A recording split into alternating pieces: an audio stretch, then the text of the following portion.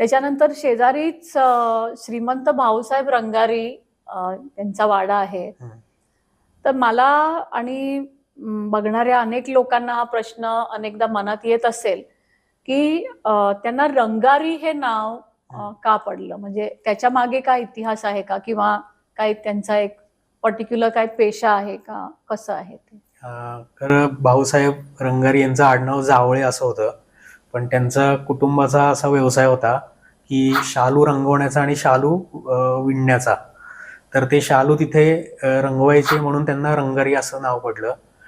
खरं भाऊ रंगारी हे डॉक्टर होते, त्यांचा दवाखाना त्यांच्या वाड्यातच होता, पण त्यांच्या या व्यवसायावरनं त्यांना रंगारी म्हटलं जातं. अच्छा, ते डॉक्टर होते? हो, ते डॉक्टर होते. आणि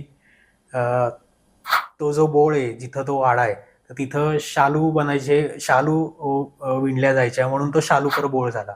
ओके. त्या